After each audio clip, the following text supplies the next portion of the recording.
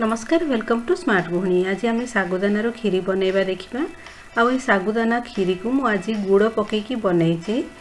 क्षीर गुड़ और सागुदाना तैयारी टेस्टी रेसिपी खाइबा तो भल लगे और स्वास्थ्य भी बहुत भल। तेबे चलतु देखा। एथिपे मु 50 ग्राम सागुदाना नहीं। आ सागुदाना ये छोट साइजर ने खीरी छोट दाना सागु जदि ने जल्दी सीझीज।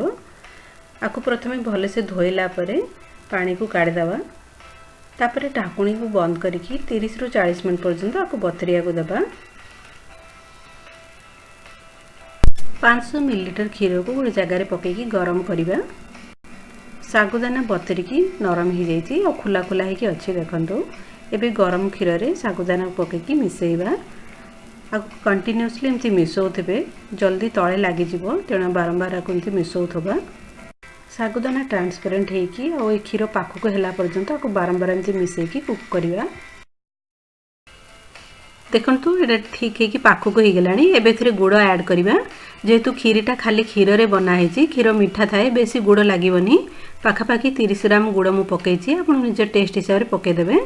आपन जदि लागुची गुड़ जदि क्षीर रे पकईले क्षीर छिड़ी जाउची ताहले गुड़ को गोटे कप पानी पकईकी तरले देबे। तड़ला पर आपको ठंडा करदे। ठंडा होला पर गुड़ पानी को खीरी रे पकई देबे। जेहेतु एठारे मोर भल गुड़ अच्छे मु डायरेक्ट पकई देछि।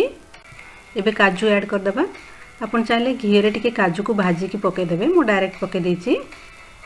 आ गोटे कप क्षीर पकईकी आपको भल से मिसई देबे। खीरी रो थिकनेस मु ए भलिया रखछि। देखंतु ठंडा हैला एटा आउ टिके थिक हे जिवो।